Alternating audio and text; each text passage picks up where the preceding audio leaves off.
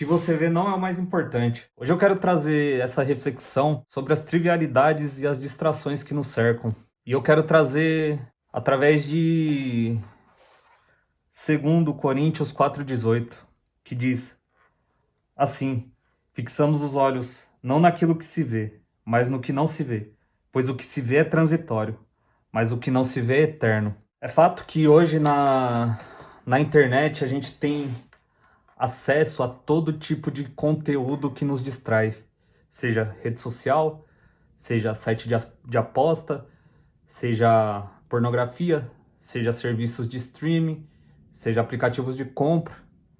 Tudo isso no dia a dia toma muito nosso tempo, porque é tão fácil que a gente se distraia com essas coisas, porque é tão fácil que a gente ceda nosso tempo para essas trivialidades, para essas coisas que, na sua maioria, não agregam em nada. O porquê é tão fácil? Eu podia te dar a explicação científica do que a dopamina faz com o nosso cérebro, mas eu quero trazer isso para o lado espiritual, não aquilo que a gente consegue ver com os nossos olhos. O que está por trás de tudo isso? Qual que é como o inimigo usa da internet? A internet cada vez mais tem feito a sua programação para que as pessoas fiquem cada vez mais tempo nela, presos nela, consumindo.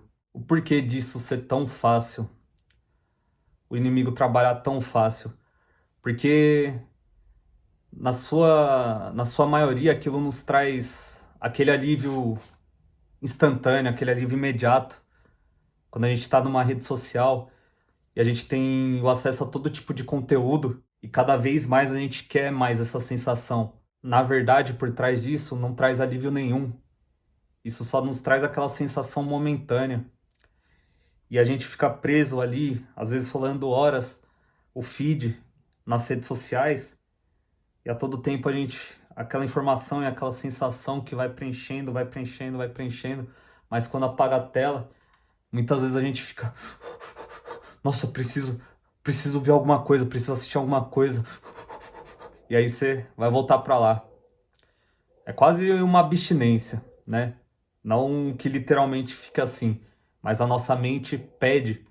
Depois de horas a gente vê aquilo, a gente dias passando nosso tempo preso naquilo, aquilo acaba se tornando o que era alívio momentâneo, passa a se tornar algo contínuo em nossas vidas.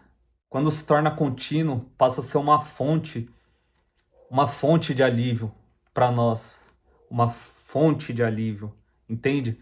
A fonte de alívio que nunca te traz alívio, que só faz você querer ficar mais e mais ali naquele ambiente, cada vez procurando mais e mais coisas que te preenchem naquele momento. Você percebe como que o inimigo trabalha? Como ele faz você olhar para aquilo que não é importante? Porque é muito mais fácil para a gente estar olhando aquilo que a gente está vendo ali. A gente consegue enxergar e aquilo para o nosso cérebro traz uma sensação que tá boa, tá legal. Nossa, eu tô me sentindo bem. Mas só naquele momento, e quanto mais a gente cria dependência disso, quanto mais se torna um ciclo vicioso, isso vai se enraizando em nossa vida e a gente não percebe, mas quando a gente vê, a gente já tá nessa prisão, não somente uma prisão mental, mas uma prisão espiritual também. Isso tem algo espiritual. As redes, as redes sociais, elas são programadas para que nós ficamos presos nela, para que nosso cérebro fique dependente dela. Entende? O inimigo sabe onde trabalhar. Ele sabe onde a gente é fraco. Ele sabe que a gente é fraco na carne.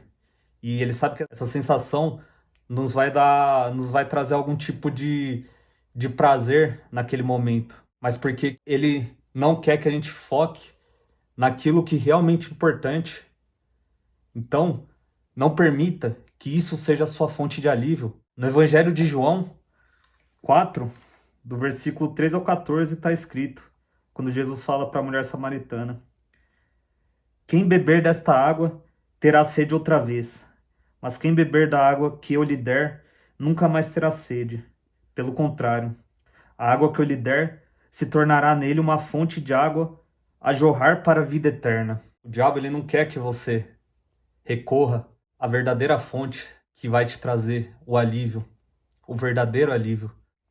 Ele quer que você fique preso à fonte, a fonte daquilo que os nossos olhos nos proporciona, não a fonte que nos traz o alívio, a fonte que jorra água eterna.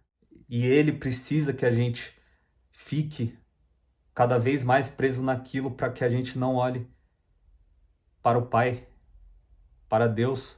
Ele usa a internet para que nós nos afastemos e esqueçamos daquele que realmente nos traz o alívio, daquele que realmente completa o nosso vazio.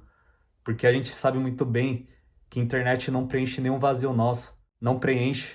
Na maioria das vezes ela só cria as raízes mais profundas que passam a tornar raízes de males na nossa vida, da gente não conseguir evoluir, da gente não conseguir sair de casa, da gente não conseguir fazer um exercício físico, de não ter um tempo saudável com a família, entende? Ele precisa que você fique ali para que você não se lembre do Pai, para você não se lembrar da verdadeira fonte da vida. Só que eu sei que não é fácil a gente não olhar com os nossos olhos carnais. Eu sei que não é fácil a gente a todo momento estar muito mais focado no espiritual do que no carnal. Se você vê um míssil caindo, um míssil caindo na sua direção, você vai sair correndo ou você vai ficar parado em confiar em Deus? O que é mais fácil de você fazer? É claro que você vai sair correndo, porque aquilo que a gente enxerga muitas vezes nos assusta, muitas vezes nos causa aflição, angústia, e a gente esquece de olhar para o mais importante, que não se faz presente no que a gente pode ver, não faz presente no mundo físico, naquilo que a gente enxerga, só se faz presente no mundo espiritual. Então, quando aquilo que você vê se torna sua fonte, você nunca estará completo. E isso não se aplica só na internet, mas em qualquer vício. Qualquer vício pode se tornar nossa fonte de alívio para que a gente para que a gente esqueça a verdadeira fonte da vida. Vício em drogas, bebidas, pornografia, jogos, tudo. Ele quer que se torne a nossa fonte de alívio para que a gente não olhe para o Pai. Então nós precisamos ter ciência que não vai ser fácil, porque nós somos fracos. Sem Deus, estamos fracos. A gente precisa ter a ciência que não há vitória sobre o mundo se a gente não estiver firme em Deus. Porque no máximo, o que a gente consegue fazer pela nossa força é varrer a sujeira para debaixo do tapete. Porque só Deus supre as nossas necessidades. Somente com Deus nós somos capazes de vencer. E eu falo vencer através do Espírito. Não estou falando vencer no mundo material, estou falando vencer através do Espírito, a verdadeira vitória. Tudo aquilo que a gente venceu, né, sem Deus, na verdade a gente não venceu nada, a gente varreu alguma coisa para baixo do tapete, entende? E é necessário que nós saibamos o quanto somos fracos, para que assim a gente dependa de Deus para sermos fortes. É Ele quem nos vai dar força. Ele é a nossa força. Então, se a gente é fraco, a gente precisa dele, a gente depende dele. É isso que ele quer que nós entendamos. Se você pegar em 2 Coríntios 12:9, está escrito: a minha graça te basta, porque o meu poder se aperfeiçoa na fraqueza. Quando você entende que a força de Deus se aperfeiçoa na sua fraqueza, você passa a olhar as coisas com outros olhos. Você começa a olhar para aquilo que você não enxerga e para de focar naquilo que você vê, mas que na verdade não te traz nada, não te agrega em nada. Não é que não devemos ter distrações, lazer ou nos divertir. Claro que não, mas que esse não seja o foco principal das nossas vidas. E vamos focar muito mais naquilo que não podemos ver, que é o mais importante. Que Deus abençoe a vida de vocês.